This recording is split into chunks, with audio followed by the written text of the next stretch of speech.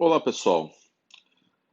Na aula passada a gente viu estruturas condicionais, que é um dos pilares, né, dos algoritmos estruturados, e hoje a gente vai ver outra estrutura bastante comum dos algoritmos estruturados e necessárias para a gente fazer a implementação, que são as estruturas de repetição em Python. Existem duas estruturas de repetição que a gente vai estudar. A primeira é o comando while, né, que é uma repetição condicional com teste no início, ou seja, ele vai executar um bloco de comandos enquanto a condição for verdadeira. E temos também uma outra estrutura que é com o comando for, né, do inglês para. O for ele permite a gente fazer uma repetição por contagem, ou seja, ele vai executar um bloco de comandos um número determinado de vezes, ou seja, você escolhe a quantidade de vezes que você quer que executa esse bloco, ele vai fazer uma contagem, quando essa contagem for satisfeita, ele para de executar o determinado bloco que você quer que repita. Então, fazendo lá um paralelo com o pseudocódigo, né? Aqui a gente tinha um pseudocódigo, enquanto uma condição for verdadeira, faça as tarefas e a gente tinha o fim do enquanto para delimitar o bloco no nosso pseudocódigo. Agora em Python, fazendo agora a transcrição do pseudocódigo para Python, então a gente tem lá enquanto, com while, né, while, condição for verdadeira, dois pontos, executa as tarefas. Lembrando mais uma vez que o bloco de execução é delimitado pela indentação, certo? Esse recuo aqui delimita o bloco que você quer que repita. Então, de novo, muito cuidado com a indentação. Se tiver um espaço a mais, um espaço a menos, é perigoso o Python reclamar, tá bom? O while, né, se vocês se lembram, é muito parecido com o que a gente tinha com o desvio condicional usando o if. Porque, por exemplo, nesse fluxograma, se a gente está com um código vindo aqui, ele esbarra na condição e analisa. Se a condição for falsa, o algoritmo segue em frente. Se a condição for verdadeira, ele vem para esse outro ramo, executa o bloco e volta para o algoritmo normal. Ou seja, esse bloco que está aqui só vai ser executado se essa condição for verdadeira. O while é a mesma coisa. A gente tem o fluxo aqui o fluxo sequencial do nosso programa sendo executado, esbarra na condição, esbarra numa condição e analisa. Se ela for verdadeira, quer dizer, se ela for verdadeira, ele executa esse bloco e depois volta de novo a repetir. Então, enquanto essa condição for verdadeira, esse bloco que está aqui, ó, vai sendo executado. Ele só vai sair desse loop, desse ciclo de repetição, se a condição for falsa. Aí ele segue o curso natural do código, certo? Então, primeiro exemplo, então a gente vai ter uma contagem regressiva de lançamento de um foguete. A gente vai pedir para o usuário entrar com um número, vamos converter esse número para inteiro, e aqui eu tenho um bloco de repetição, ó, que está em negrito. Enquanto o número for maior do que zero, eu vou imprimir o número na tela, subtrair uma unidade desse número, ou seja, vou atualizar esse número que eu armazenei na variável num, vou subtrair a cada ciclo de interação e vou analisar. Ou seja, ele só vai sair desse bloco enquanto essa condição for falsa. Essa condição passa a ser falsa quando esse número for um número negativo, certo? Aí quando ele sair desse bloco, ele vai imprimir na tela a mensagem foguete lançado. Um detalhe aqui que esse parênteses aqui, ó, assim como no comando if, ele é opcional. Tem gente que gosta de colocar e tem gente que não gosta de colocar. Fica a critério do cliente, certo? Então vamos executar esse código aqui no Colab. Então, nosso primeiro exemplo. Então, detalhe, né? Então, no loop, ele vai mostrar o número, a variável num, a cada interação, enquanto essa condição do número ser positivo for satisfeita, certo? Então, tá aqui, executando. Demora um pouco, né?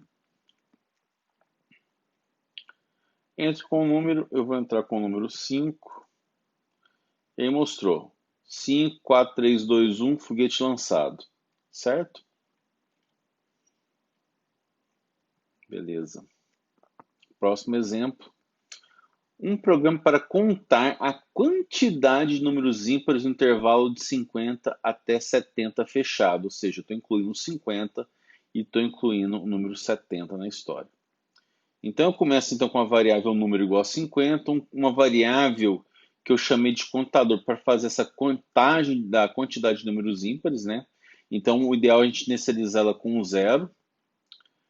Aí eu começo. Enquanto o número for menor ou igual que 70, dois pontos. Não esqueçam dos dois pontos, tá, pessoal? Muita gente esquece esses dois pontos. Então, enquanto o número for menor ou igual a 70, o que eu vou analisar? Entre nesse bloco que está em negrito.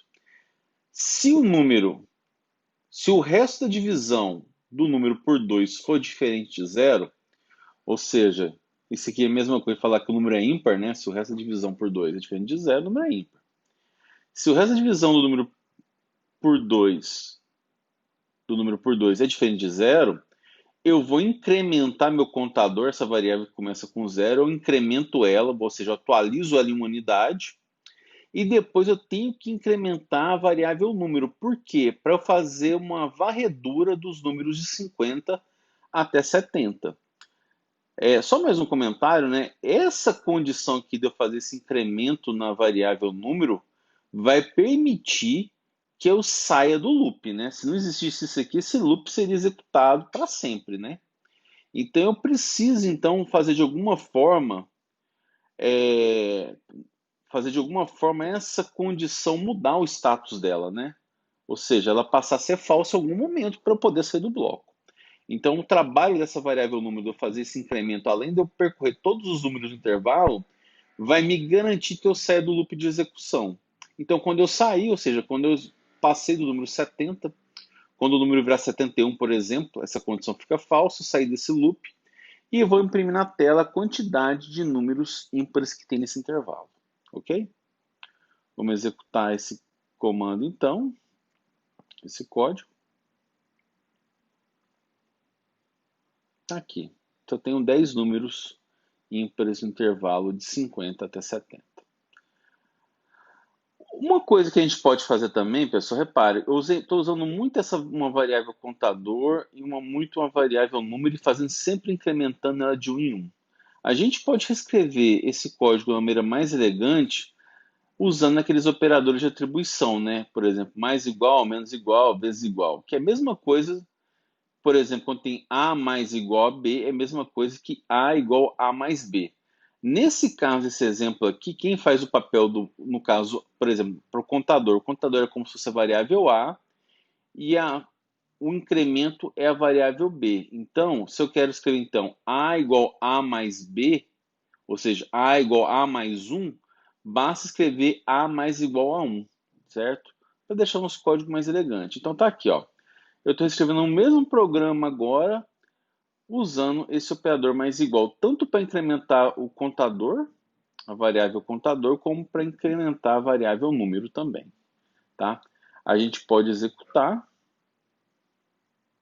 novamente e vai dar a mesma resposta, certo? Ok. Outro exemplo também é como calcular o produto dos números ímpares no intervalo AB. Ou seja, eu quero calcular a multiplicação de todos os números ímpares em um dado intervalo que o usuário entrou, certo? Então tá aqui. Eu vou pedir para o usuário entrar com a variável A, que é o número inteiro. Eu vou pedir para o usuário também entrar com um extremo superior do intervalo e armazenar a variável B, convertendo já para inteiro. Aqui eu vou inicializar uma variável que eu chamei de produto, certo? O produto começa com 1, né? Por que 1? Porque o 1 é o elemento neutro da multiplicação.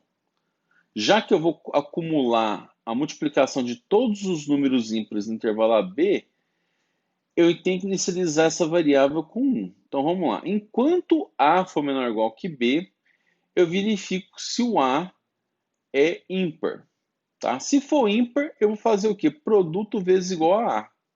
Ou seja, eu vou pegar o valor de A, seria ímpar, e multiplicar com produto, certo? e vou acumular todas essas multiplicações dos números ímpares na variável produto. E depois vou fazer o quê? Vou fazer o incremento da variável A para eu poder percorrer todos os números inteiros nesse intervalo. Quando eu vou parar dessa repetição? Olha, você parar essa repetição quando o A ultrapassar o valor de B, certo? Quando isso acontecer, ele vai sair desse loop de execução e vai imprimir na tela o valor da variável produto. Um detalhe, se eu tivesse pedindo nesse exercício a soma dos números ímpares, o que a gente ia fazer? A gente ia colocar uma variável aqui, por exemplo, chamada soma e inicializaria ela com qual valor? Com o zero, porque o zero é o elemento neutro da adição. E eu vou acumular toda a soma dos elementos nessa variável, assim como eu estou acumulando a multiplicação de todos os números ímpares na variável produto. Se eu inicializasse produto igual a zero e fazer essa multiplicação, sempre ia dar zero, né? Porque qualquer número multiplicado por zero é zero, certo? Fazendo então esse código, executando, vou entrar com A2, vou entrar com o número 7 aqui, e a multiplicação dos números ímpares, esse intervalo que seria 3, 5 e 7, né, dá 105. Ok? Beleza. Seguindo aqui. Só um detalhe, né? Eu posso reescrever esse também de uma forma mais elegante. Eu poderia reescrever esse mesmo problema fazendo uma mudança nesse if aqui. Qual mudança eu faria? Olha, só colocando if a porcentagem em 2. Note que isso é a mesma coisa que verificar isso aqui, ó. Por que é a mesma coisa? Vamos pensar. Lembra que eu falei para vocês na aula passada que se a condição for verdadeira, ó, se eu estou com um if aqui, isso que eu vou falar vale também para o while, tá, pessoal? Se essa condição for verdadeira, ele vai executar essa instrução que está aqui, certo? Ok. Lembra quando eu falei para vocês o seguinte, que verdadeiro é qualquer coisa diferente de zero e falso é zero? Então vamos lá. Se eu estou pegando, por exemplo, um número A e calculando o resto da divisão dele por 2, se for diferente de zero, esse cara aqui é true, porque é diferente de zero, e ele vai executar. Ora, quando esse cara é diferente de zero? Quando ele for ímpar, tá? Quando ele é falso? Quando ele é igual a zero, ou seja, quando ele é par. Então, pessoal, a resposta da operação, vocês podem pegar a resposta de uma operação e usar o retorno, ou seja, o resultado dessa operação, para fazer a análise condicional do true e falso, certo? Beleza. Ok. Então vamos executar esse código aqui, ó, o mesmo código comentado. Então lembrando, se a resposta dessa operação for diferente de zero, é considerado, qualquer coisa diferente de zero é considerado como verdadeiro e ele executa o bloco. Se o resultado for zero, é considerado falso, ele não executa esse bloco, tá? Então tá aqui, eu vou entrar com o valor de A, 2, e vou entrar com o valor de B7, o resultado é 105, ok? Voltando aqui, só uma outra pergunta. E se eu quisesse os números pares, o que eu teria que fazer, modificar nesse código? Olha, para eu querer números pares, então, só vai entrar nessa condição se esse o resultado é igual a zero, né? Então, o que você pode fazer aqui, então? Ora, se o verdadeiro é diferente de zero, eu negar esse cara aqui, basta usar o operador not, que ele faz? Se a condição é falsa, negar uma condição falsa, ele vira verdadeiro.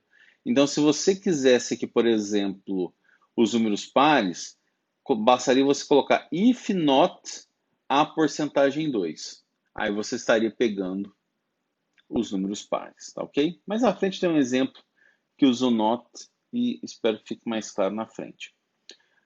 Beleza, então chegamos, então podemos calcular o fatorial de um número, tá? Então o que você pode pedir então? Vamos pedir para o usuário entrar com um número inteiro positivo, vai ser armazenado na variável num. Aqui eu estou convertendo o num de char para inteiro, inicializo o fatorial igual a 1, beleza? Porque o fatorial é um produto de vários números, né? De números na ordem decrescente, né? Por exemplo, fatorial de 4. O que é fatorial de 4? É 4 vezes 3 vezes 2 vezes 1, certo? Que dá 24. Então, olha só, então, eu inicializei fatorial igual a 1, porque é a mesma estratégia que eu usei no produto lá dos números ímpares no intervalo AB, né? Então, uma forma de inicializar, quando eu estou querendo acumular a multiplicação de elementos, eu tenho que inicializar essa variável igual a 1.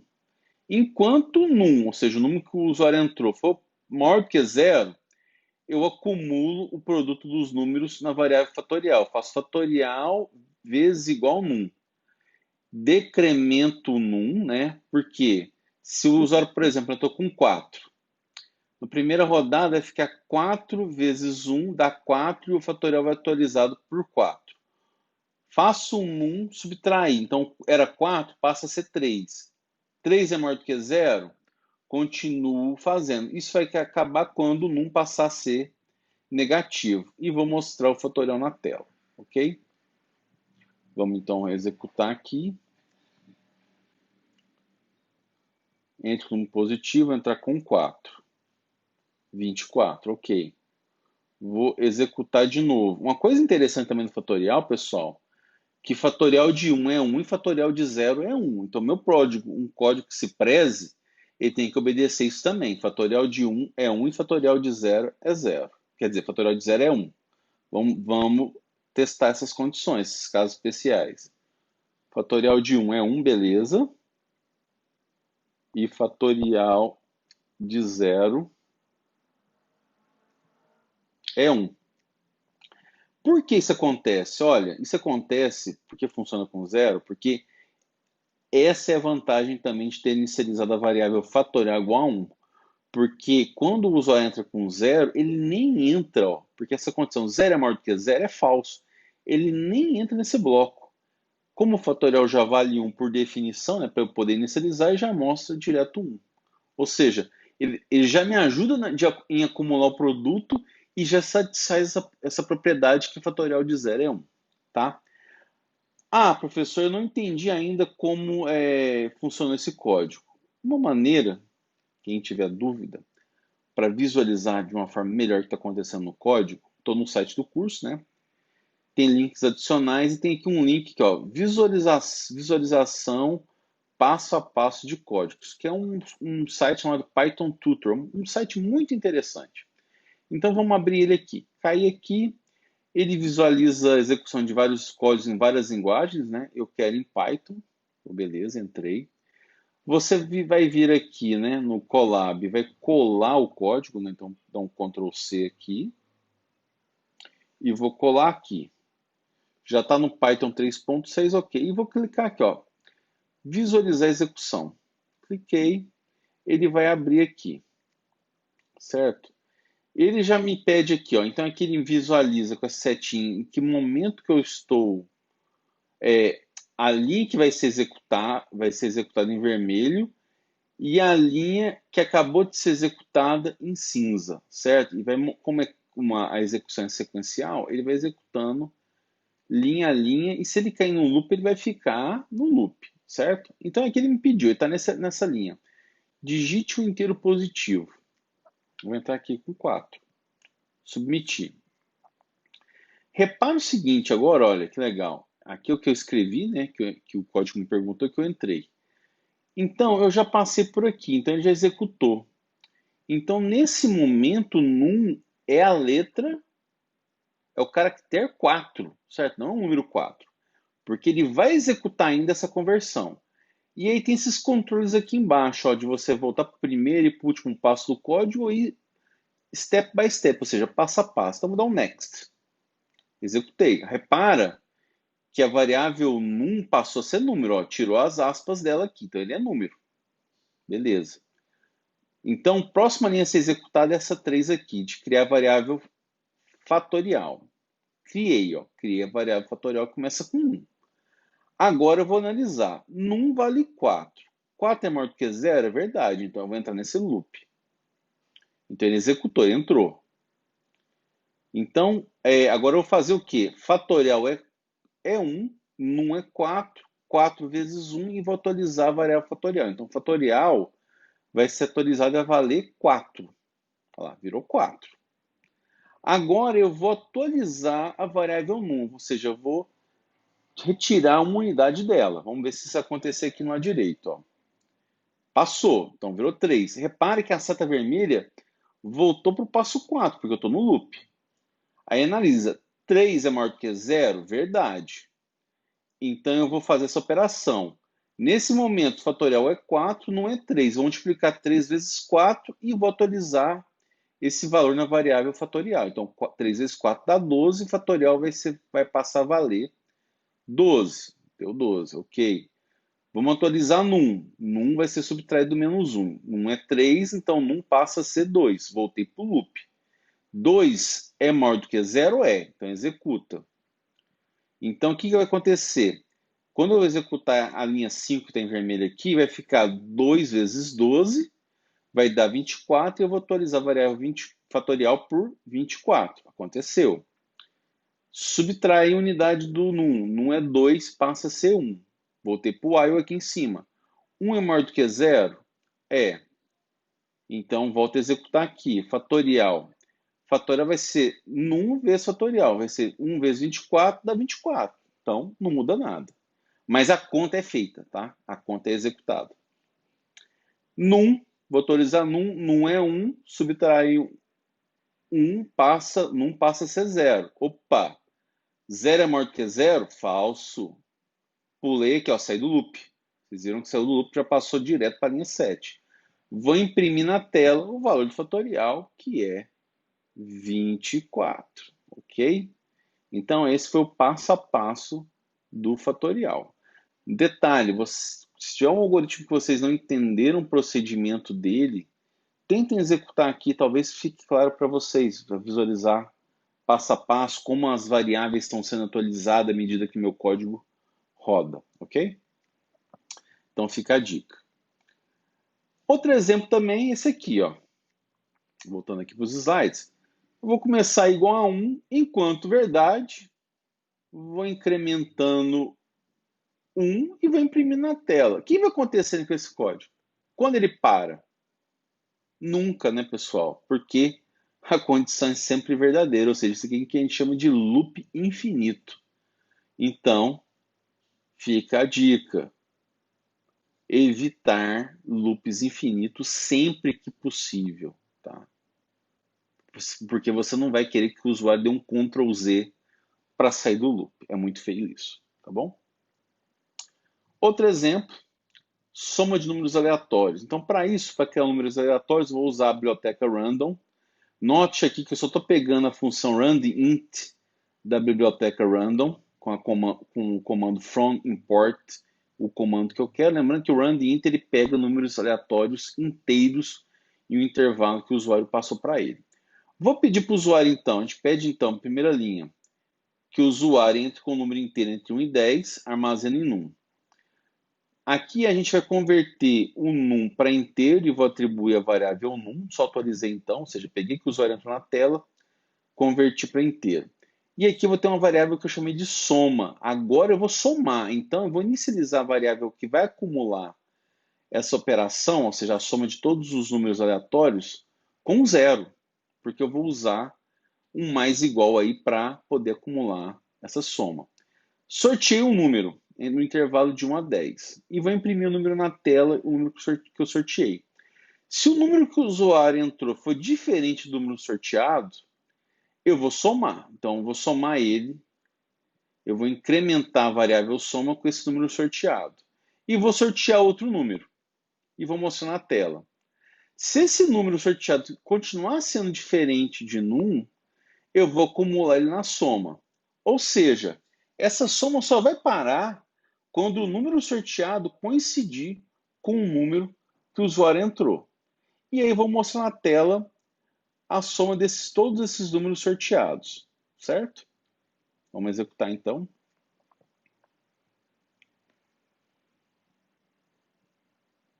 Digite o número, vou digitar com o número 7, e aí foi, ó.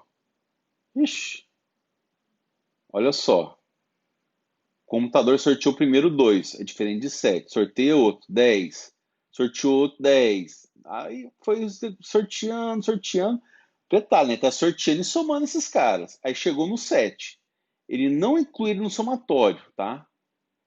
Ele não inclui. Ele vai somar todo mundo que até antes do 7. Aí ele saiu do meu programa. A soma de todos os números sorteados até chegar nesse 7 é 158, tá? Uma coisa que fica interessante aqui nesse exemplo é que o seguinte, que esse é um caso típico para a gente usar o while. Por quê? Eu não sei quantas repetições vai levar isso, porque eu estou dependendo do número sorteado coincidir com o número que o usuário entrou para poder sair desse loop, certo?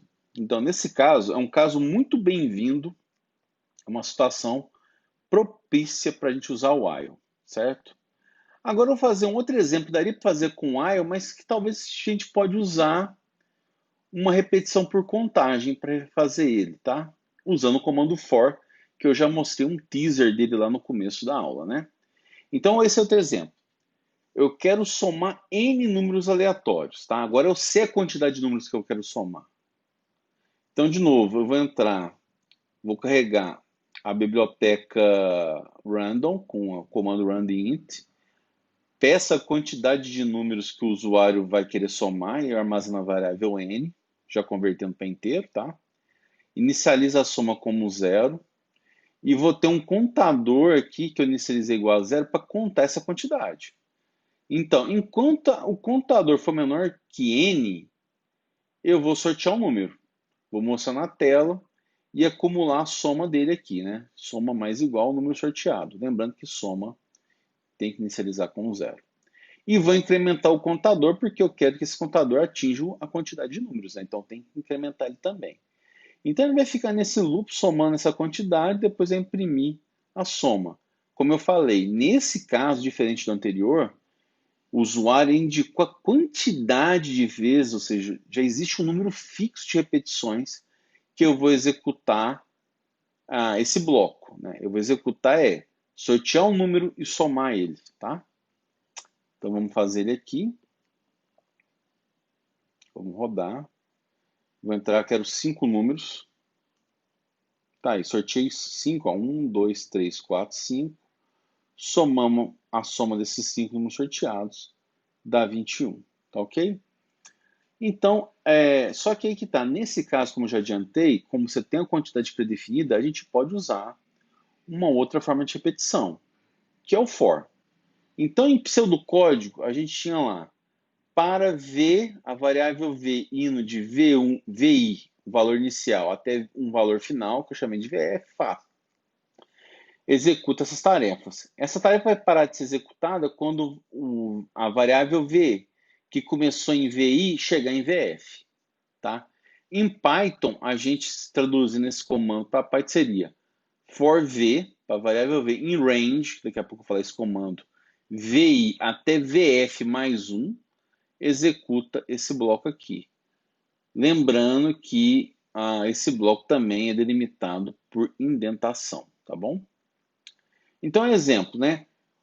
A execução, além de eu poder usar o comando range, eu posso executar uma lista de valores já explicitados. Então, por exemplo, for x in, aí eu posso colocar todos os valores que eu quero que a variável x percorra entre parênteses. Então, repare, mais ainda, ó, e eu posso misturar os tipos. Ó, tem número aqui, dois números inteiros, tem uma string, tem um número complexo, tem outro número inteiro, e vou mostrar todos esses valores. Ele para quando todos os valores, quando a variável x passou por todos esses valores. Nesse caso, como eu tenho 5 elementos, esse cara vai o comando print vai ser executado 5 vezes, certo? Então, se a gente vir aqui, ó, vir aqui, A gente executar, ele mostrou todos os valores, todos os 5 valores estão nessa lista, um de cada vez. E parou quando acabou de mostrar todo mundo que está nessa lista. Tá? Mais para frente a gente vai ver com mais detalhes como funciona listas e tuplas em Python, tá bom? Vamos voltar para o comando range, né? Quando você tiver uma faixa de valores, né? Valores no caso números, a gente pode especificar o intervalo usando o comando range. Então a sintaxe é essa: for x in range, início. Esse início é opcional. Se ele for omitido, ele vai entender que você está começando com o número 0. Depois, a variável fim, esse cara é obrigatório e o seu valor sempre vai ser ele menos 1. Então, por exemplo, eu coloquei 5. Na verdade, você tem que entender que ele é 5 menos 1, ou seja, vai até o número 4. E o incremento, ou seja, de quanto em quanto você quer aumentar a variável x do início até o fim. Se você omitir esse valor aqui, o valor padrão do Python ele vai entender que esse incremento é de 1 em 1, certo? Na verdade, só um comentário, essa é uma regrinha mais fácil, né, de você assumir que o valor que você colocou é sempre o número menos 1, mas o que eu gosto de enfatizar é que, na verdade, o fim é sempre o penúltimo elemento da sequência. Acho que assim é uma maneira mais fácil de a gente generalizar o que está acontecendo nesse comando. Tá ok? Então vamos fazer um exemplo. For x in range 6. Lembrando, galera, que o único valor obrigatório é o fim. Esse cara você pode omitir, ele vai considerar que você está começando do 0, e esse valor você pode omitir, ele vai considerar que é de 1 em 1. Né? Que o incremento, ou seja, eu estou incrementando a variável de 1 em 1, ou seja, somando 1 em 1. Ou seja, se ela começa em 0, o próximo é 1, o próximo é 2, 3, 4 e assim por diante. Então, nesse caso aqui, ó, se eu testar esse comando for x in range 6 e for imprimir todos os valores de x que está percorrendo esse intervalo aqui, ele começa de 0, porque omitiu o início. O fim está aqui, é obrigatório, então esse número aqui é o 6, que delimita o fim. Mas lembra que eu falei para vocês, na verdade, é você pegar esse número e subtrair menos 1. Então, vai de 0 até 5 e o incremento também eu omiti, de 1 em 1. Então, os números que vai mostrar na tela quando eu executar esse bloco vai ser 0, 1, 2, 3, 4 e 5. Esse é outro comando. Agora, é o mesmo código, só que agora eu coloquei o 1. Nesse caso, o 1, pela minha sintaxe aqui, ó, lembrando aqui, ó, é o início. Então, é o início e o fim. Então, eu estou falando o seguinte, olha, o x começando de 1 até o fim menos 1. Então, é 6 menos 1. Então, os números que vão ser impressos na tela serão o 1, o 2, o 3, o 4, o 5. Lembrando que, como eu omiti o incremento, ele vai somar de 1 em 1. Agora, esse exemplo aqui. Agora eu tenho tudo. Ó. Eu tenho o início, que é 2. O fim, que é 10 menos 1, que é 9.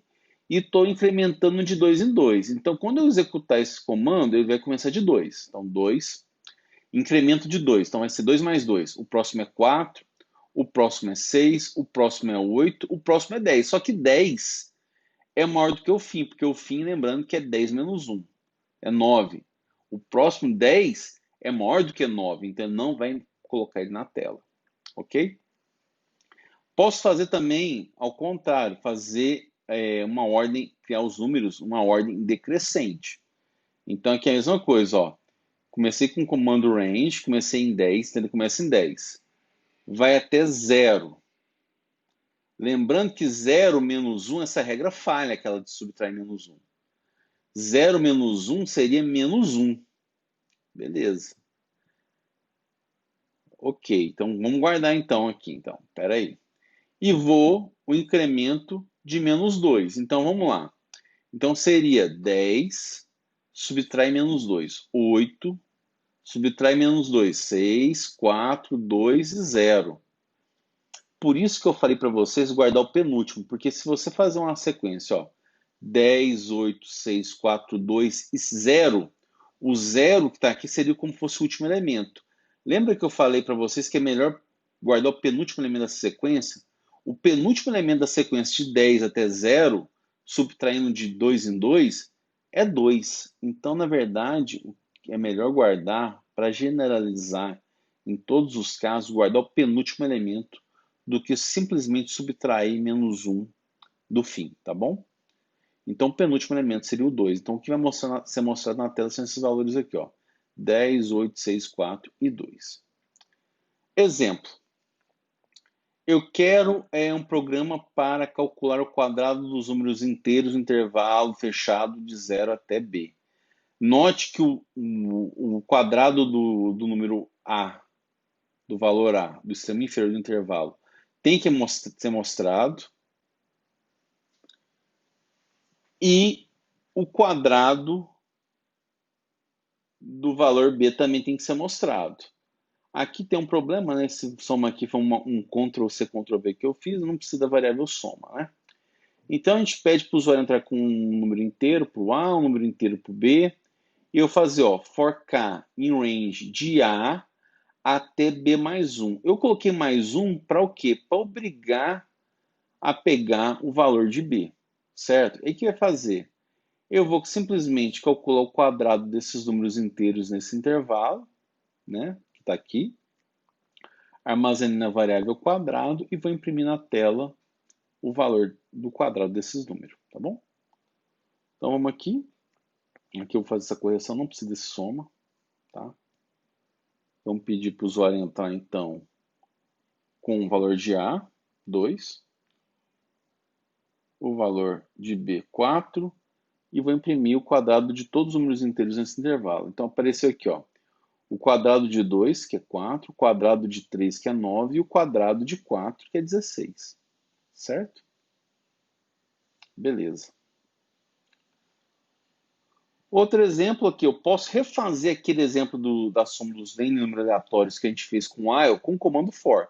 Eu, particularmente, até acho mais fácil, tá bom? Então, de novo, vou usar a biblioteca random para pegar os números aleatórios. Vou pedir para o usuário entrar com a quantidade de números aleatórios que eu quero somar. Inicializei a variável soma com 0. E eu vou colocar, ó, for contador em range n. Repara o seguinte, mas você pode alegar o seguinte, mas professor, você não falou que aqui, se eu entrei com 10 e aqui é o fim menos 1, então vai ser 10 menos 1 dá 9, vou somar só 9 elementos ao invés de 10? Parece fazer sentido, mas não faz, né, pessoal? Porque você começa a contar do número 0. E de 0 até 9 tem 10 números, tá? Então, muita atenção com isso. Então, de novo, se o usuário entrou com 10 aqui, por exemplo, aqui, como aquela regrinha lá da subtração, é sempre o fim menos 1. Então, 10 menos 1 dá 9. Aí você pode pensar, só vai somar 9 elementos. Não vai somar 9 elementos, porque quando você emite o início, você está iniciando no número 0. De 0 até 9, se vocês fizerem os dedos da mão, de 0 até 9 tem 10 elementos, ou seja, é a quantidade que eu quero somar, que é 10. Tá ok? Então é isso. Então vamos lá. Então, for contador em range n, sorteio um número de 1 até 10, imprimo o número na tela e acumulo a soma. E vou mostrar a soma desses números. Tá bom? Então vamos executar aqui.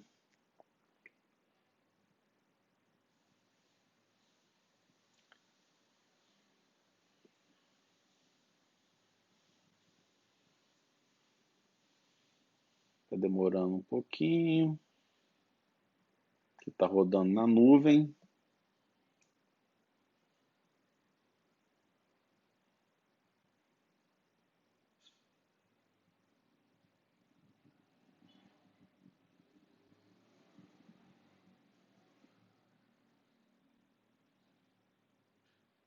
Essa célula está em execução, mas o Google está lerdo. Vamos lá, digita o número. 5 números. Aí, ó, sorteei 5. Vamos ver se é 5. 1, 2, 3, 4, 5. A soma desses 5 números dá 31. Ok? Vamos lá. Próximo exemplo. Podemos refazer o fatorial de número também com o comando for, porque você sabe a quantidade de números que você vai fazer. Então, novamente, eu peço para o usuário entrar com o número inteiro, convertemos esse número para inteiro, uso uma variável fatorial e inicializo como 1, porque eu vou acumular o produto dos números de ordem decrescente na variável fatorial. A gente começa, ó, for k em range de 1, agora eu tenho que obrigar a ser 1, né, galera? Por quê? Porque se eu omito 1 aqui, ele vai até o zero. E qualquer número multiplicado por zero é zero. Então, o fatorial de qualquer número daria zero se eu não ficasse atento no intervalo que eu quero percorrer a variável k. Então, a variável k começa de 1 e vai até o valor do número que você entrou. Repara que para pegar o número que você entrou, você tem que colocar um número mais 1, certo? E aqui eu faço fatorial vezes igual a k, vou acumulando esse produto e vou imprimir o fatorial. Detalhe, né? Se o usuário entrar com o número 0, vai ficar aqui 1 até 1. Só que 1 até o penúltimo é você fazer 1 menos 1, que dá 0. Então, de 1 até 0, se o limite, o início, é maior do que o fim, ele nem entra no for. De novo, ó. Se o usuário entrar, por exemplo, com o número 0 aqui, vai ficar range, o k no range de 1 até 0 mais 1 dá 1. Só que você tem que entender o seguinte, que vai de 1 até 1 menos 1, ou seja, 1 até 0. Se o limite superior ultrapassa o fim do intervalo no comando range, ele nem entra no for. Então ele já mostra diretamente o valor do fatorial, que é 1. Como não entrei no for, o fatorial já inicializa com 1, vai dar 1. Podemos testar, vamos lá.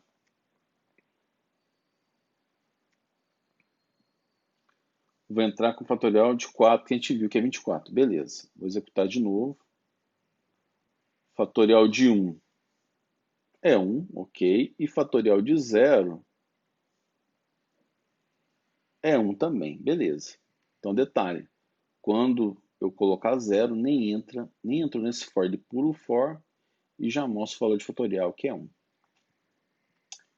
Um outro exemplo também, pessoal, é fazer uma tabela do Campeonato Paulista com 4 times. Então, esse exemplo é só para mostrar para vocês que eu posso ter um aninhamento, o comando for pode vir de uma forma aninhada, ou seja, um for dentro do outro for.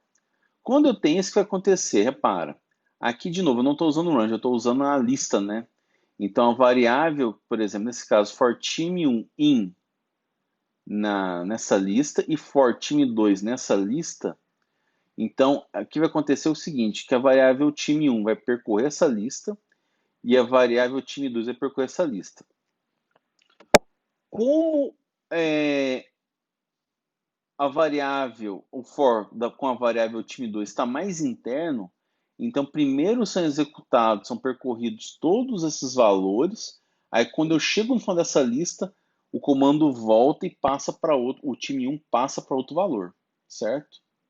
Então nesse caso, ó, então vamos analisar. Então tem dois for.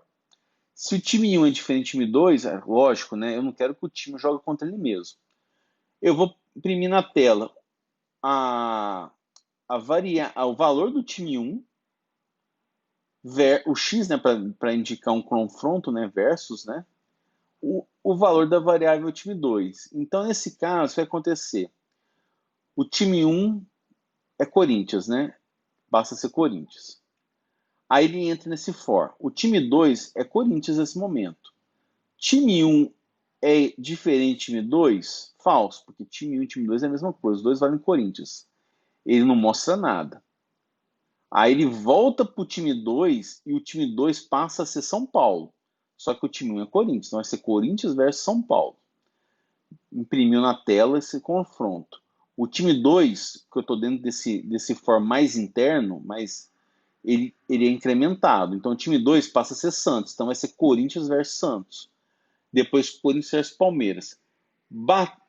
Cheguei no final dessa lista, aí sim o time 1 é incrementado. Então, de Corinthians passa a ser São Paulo. Então, vai ser São Paulo contra Corinthians. Depois, São Paulo contra São Paulo. O time é igual, então pula. São Paulo contra Santos e assim por diante. Então, o que eu estou querendo dizer é o seguinte, só para ficar mais claro. O que eu quero dizer é o seguinte, você pode ter dois for alinhados, só que o for mais interno, ele é percorrido de uma maneira mais rápida. Sempre que eu bater no final dele, eu volto e incremento o outro for, certo? Então vamos fazer esse exemplo aqui. Então tá aí os confrontos, ó. Então, como eu falei, como o time 1 é mais externo, então ele fixa no primeiro time. Então o time 1 é o Corinthians. Aí vai percorrendo todo mundo do time 2. Então ficou Corinthians contra São Paulo, Corinthians contra Santos, Corinthians contra Palmeiras. Cheguei no fim da lista, ele sai desse loop e passa para o mais externo. Então o time 1 é incrementado, passa a ser São Paulo. Aí repara, aí entrei nesse for, no for mais interno. Então São Paulo o time 1 é fixado em São Paulo e vou percorrendo todos os times desse for mais interno. Então vai ser São Paulo contra Corinthians, São Paulo contra Santos, São Paulo contra Palmeiras. É exatamente esses três. Cheguei no final, saiu desse for interno, passei para o for mais externo. O time 1 é incrementado, passou a ser Santos. Aí entrei nesse loop mais interno. Então vai ser Santos contra Corinthians, Santos contra São Paulo, Santos contra Santos não pode, Santos contra Palmeiras. Cheguei no fim, saí desse for, passei para o for mais externo. Era Santos, passa a ser Palmeiras, e assim por diante. Tá bom? Então, lembrando, sempre os valores de um loop mais interno correm mais rápido do que o do loop mais externo. Temos também uma coisa chamada controle de fluxo, ou seja, são comandos que você permite mudar a execução do loop. Ou seja, você pode sair de um loop ou você pode falar assim para ele, olha, segue, não executa, segue em frente. Então, o break, ele vai quebrar o loop. Pode-se tanto quebrar um loop usando o comando for como o comando while. Detalhe, ele sempre vai quebrar o loop mais interno, certo? Se você tem dois for um dentro do outro, como coloquei lá, e tem um comando break, ele vai quebrar o loop mais interno de execução. E temos também o comando continue. O continue vai continuar de forma imediata para a próxima interação do loop de execução. Ou seja, se ele encontrar um continue, ele nem sei o que tem embaixo. Ele volta para o loop e manda o loop ser executado novamente. Então, só para enfatizar, temos dois exemplos aqui. O primeiro exemplo ele vai imprimir apenas o primeiro múltiplo de 7 no intervalo de 100 a 200. Como é feito isso? Então, vou lá, começar um for com a variável x em range de 100 a 201. Detalhe, o início é do 100 e vou até 201 menos 1. Então vai de 100 até do número 200. Como não coloquei o incremento, estou incrementando de 1 em 1. Então começa de 100, 101, 102 até o 200. Então estou pegando todos os números inteiros que variam de 100 até 200. Aí vem aqui, tem esse if. If not x% 7. O que significa isso? Vamos esquecer o not. Se tivesse x% 7, isso é true quando esse resultado é diferente de zero. Falar que esse resultado é diferente de zero é falar que o resto da divisão do número x por 7 é diferente de zero. Certo? Como eu coloco um not, esse cara só vai passar então, agora eu estou alterando, né? Ele só vai ser verdade quando então o resto da divisão por 7 é igual a zero, porque eu neguei o not. Ora, falar que o resto da divisão de número por 7 é zero é a mesma coisa que falar o quê? Que o número x é divisível por 7. E aí eu vou imprimir um número, certo? Então repare. Então, o que está complicado aqui é o que até coloquei um comentário. Isso é a mesma coisa, ó, not x% 7 é a mesma coisa que fosse assim, ó, x% 7 é igual a zero, ou seja, a mesma coisa que falar que o resto da divisão de um número por 7 é zero, ou seja, a mesma coisa que falar que esse número é múltiplo de 7, ou seja, é divisível por 7. Se isso acontecer, se isso for verdade, eu vou imprimir o número na tela e vou dar um break. O que acontece com isso? Eu mostro o número e assim que ele encontra o break, ele vai sair desse loop. Ele sai. Ah, mas, poxa, mas tem muito mais múltiplos de 7 nesse intervalo. Não interessa. Enquanto tem um break aqui, ele vai sair imediatamente do programa. Podemos executar aqui para fazer um teste. Então vamos ver quem que é o... Aí, 105. É o primeiro múltiplo nesse intervalo, de 100 a 200. O código encontrou esse cara, então entrei aqui, imprimi ele, encontrei esse break, saí do loop. Se tivesse mais instruções abaixo, ele executaria, sairia do loop e continuaria na ordem sequencial de execução das linhas que vem depois do loop. Tá ok? Outro comando, outro exemplo, para mostrar o contínuo. Imprime todos os múltiplos de 7 no intervalo de 100 a 200. Aqui é o contrário, ó. Eu estou percorrendo de 100 a 200, de 1 em 1, né? Se x% de 7 é true, ou seja, é falar que ele é diferente essa operação é diferente de zero, ou seja, é falar que o resto da divisão de x por 7 é diferente de zero, é a mesma coisa de falar que ele não é múltiplo de 7. Se isso acontecer, continua, ou seja, eu nem passo para essa linha.